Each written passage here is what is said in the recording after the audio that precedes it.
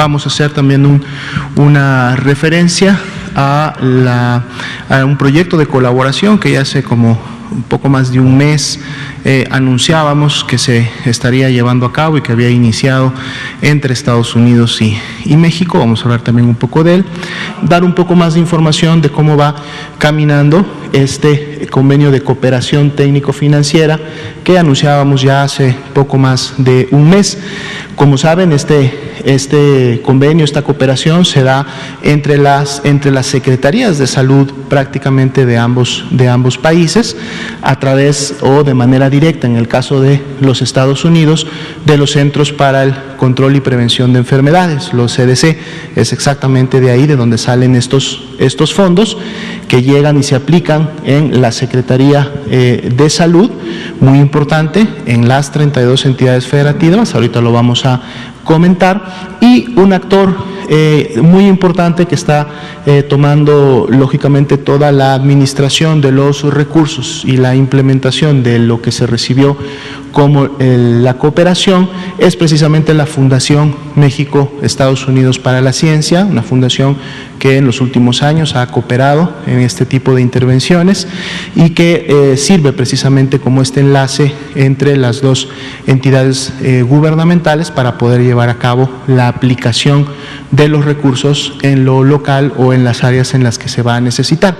¿Cuáles son estas áreas? Veamos la siguiente diapositiva, en donde podemos ver básicamente los 4 componentes en donde se van a aplicar estos recursos y que a su vez fueron definidos precisamente en los protocolos para poder llevar a cabo la intervención. Bien, están aquí involucradas la Dirección General de Epidemiología a través del Instituto de Diagnóstico y Referencia Epidemiológico, porque es ahí precisamente en donde se van a llevar a cabo el procesamiento de las muestras y por lo tanto la emisión de resultados que le permitirán al Instituto Nacional de Salud Pública realizar los análisis correspondientes para poder obtener los informes en relación a la ceroencuesta. Y entonces una parte de los recursos que se requirieron y se van a seguir necesitando para poder continuar con esta ceroencuesta vendrán también de esta colaboración y de estos fondos que México está recibiendo.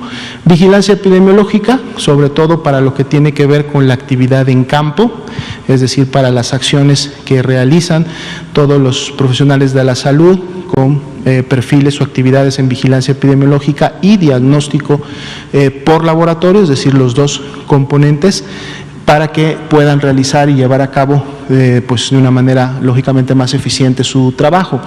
También se van a utilizar en comunicación de riesgos. Estas son acciones que en su momento puedan alertar a la población, pero sobre todo que le puedan dar información de cómo poder en su momento afrontar a través de medidas preventivas el riesgo de infectarse y enfermarse de COVID-19.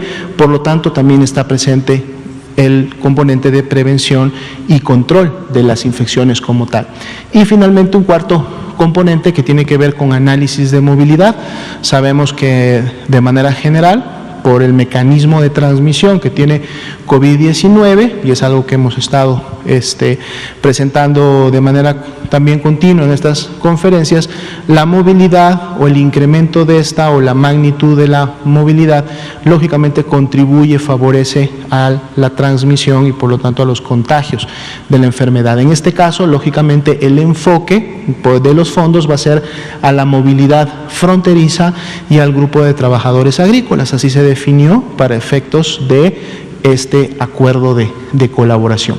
Y si vemos en la siguiente diapositiva, que sería la última de este grupo, aquí están, además de los 4 componentes, también los 4, digamos, grandes campos en donde se va a invertir este recurso que se recibió.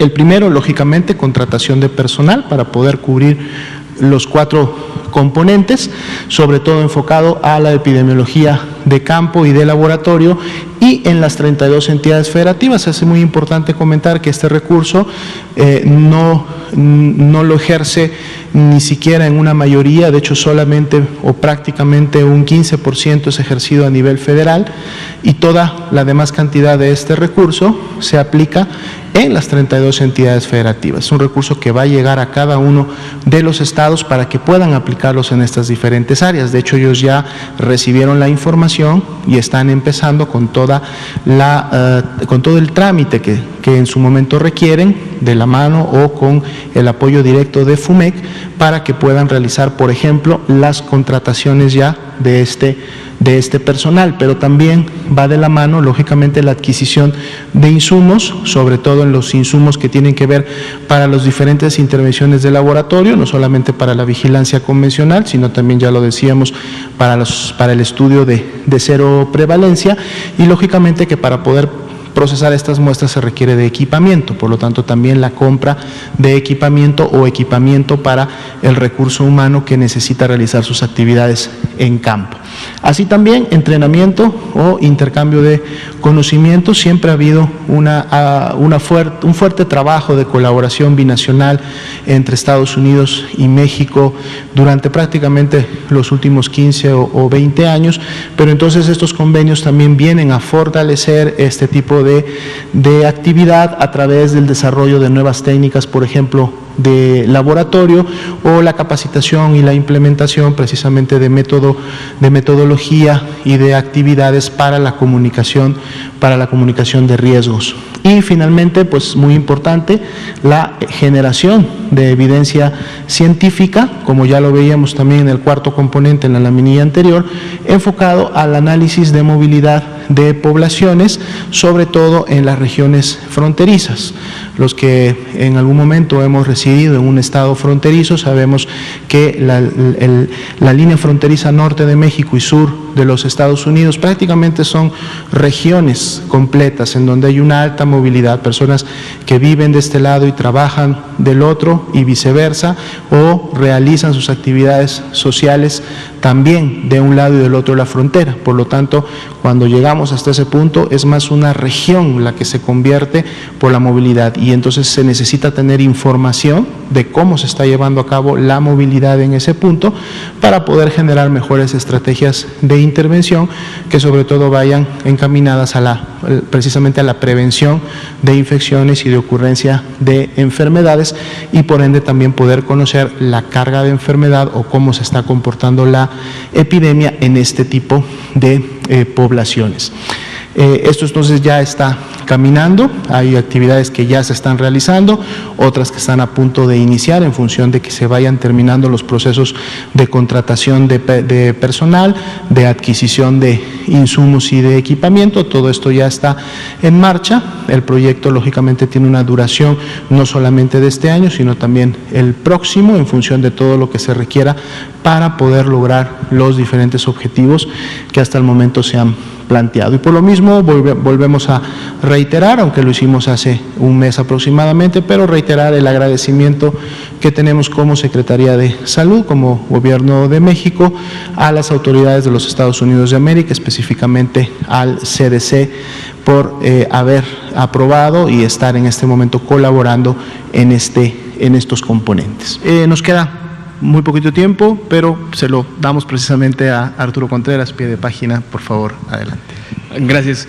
Una duda rapidísima sobre la cooperación que nos mencionaba entre México y Estados Unidos.